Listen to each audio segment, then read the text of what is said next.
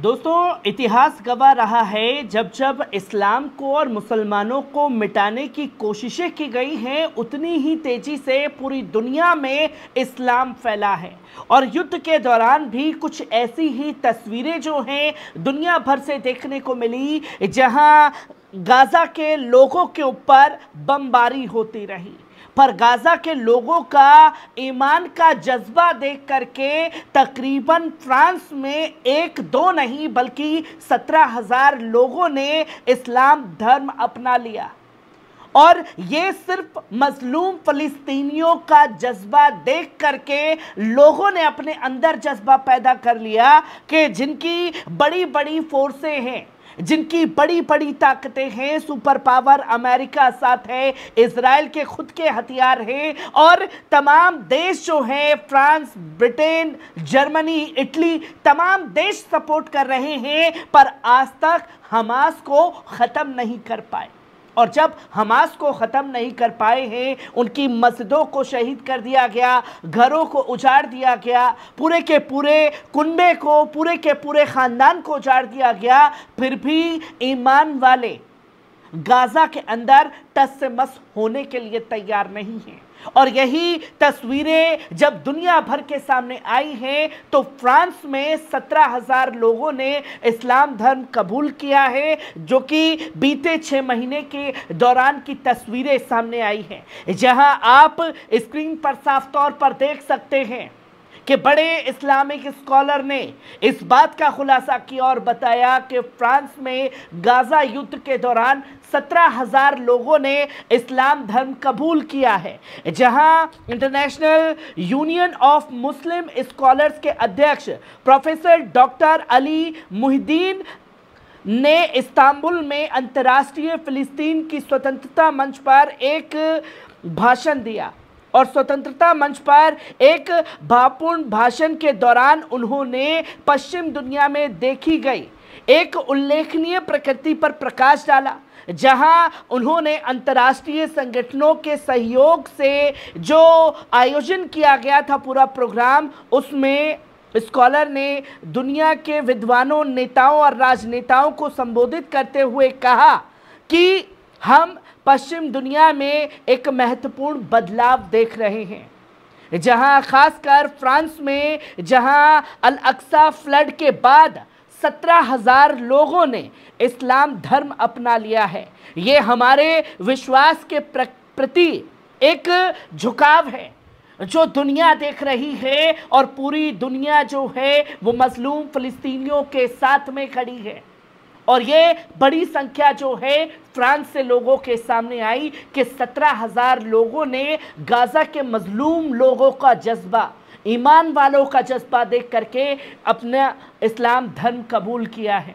जो ये तस्वीर लगातार सामने आ रही है, तो वही साफ तौर पर कुछ दिन पहले ईरान और इजराइल के बीच जब क्लैश बढ़ा, उस क्लैश के दौरान बड़े फैसले जो हैं भारत सरकार द्वारा भी लिए गए, जहां भारत सरकार ने ईरान और इजराइल के तरफ जाने वाले यात्रियों को हिदायत दी और फ्लाइटों को पूरी तरीके से बंद करने का काम किया गया। और एक बार फिर ईरान इजराइल को लेकर के भारत सरकार द्वारा बड़ा फैसला लिया गया है, जहां भारत ने ईरान और इजराइल की यात्रा पर लगाए गए प्रतिबंध को पूरी तरीके से हटा दिया है।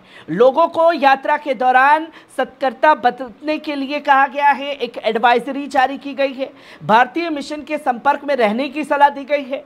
मालूम हो कि दोनों देशों के बीच संघर्ष की आशंका के मद्देनजर भारतीय नागरिकों के लिए वहां जाने से रोक लगा दी गई थी। ईरान और इजराइल के संबंध यात्रा के बारे में मीडिया के प्रश्नों के जवाब में विदेश मंत्रालय के प्रवक्ता रणधीर जायसवाल ने कई तरीके से दिए। उन्होंने कहा कि हम क्षेत्र में स्थिति पर बारीकी से नजर बनाए रखे हुए हैं। हमने ये भी देखा कि ईरान और इजराइल ने कई दिनों से अपना हवाई क्षेत्र खोल दिया है और एक दूसरे के ऊपर कोई हमला नहीं किया है। हम भारतीय नागरिकों को इन देशों की यात्रा करते समय सतर्क रहने और भारतीय दूतावास के संपर्क में रहने की हिदायत देते हैं।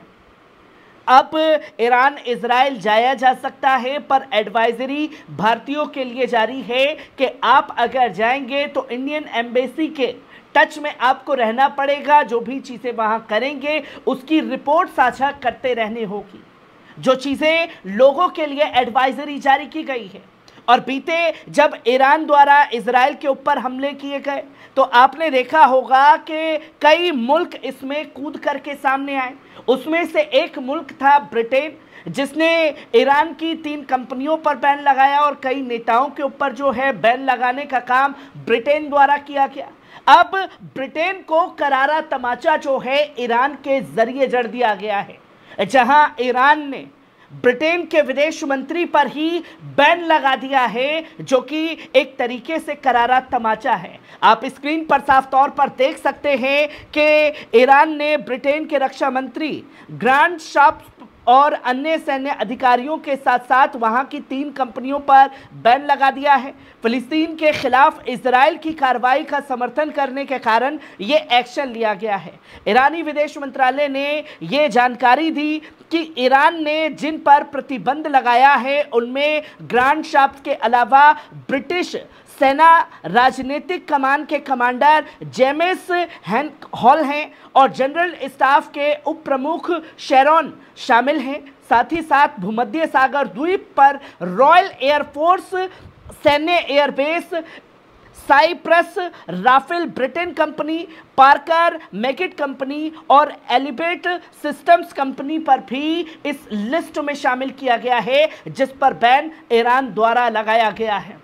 ये चीज़ें लगातार लोगों के सामने हैं और सिर्फ ब्रिटेन को ही तमाचा नहीं जड़ा गया है, बल्कि भारत सरकार द्वारा यूएन में इजराइल को बड़ा झटका लगा है, जहां अंधभक्त ये चला रहे थे कि आई स्टैंड विद इजराइल, यहां आई स्टैंड विद मोदी करते हुए नजर आ रहे थे। पर मोदी सरकार ने खुल करके इजराइल का विरोध किया यूएन के अंदर और फिलिस्तीन के आज़ाद फिलिस्तीन की मांग जो है वो यूएन में कर दी है, जो कि बड़ा झटका खास तौर पर दिया गया है ईरान द्वारा। और भारत के जरिए जो है ये बड़ा झटका इजराइल को लगा है, जहां साफ तौर पर यह कहा गया है भारत सरकार द्वारा कि इजराइल और फिलिस्तीन संगठन हमास के बीच 7 अक्टूबर से जंग जारी है। भारत ने कई मौके पर कहा कि इजराइल हमास को बातचीत से मामला सुलझाना चाहिए, जंग किसी भी समस्या का समाधान नहीं हो सकता।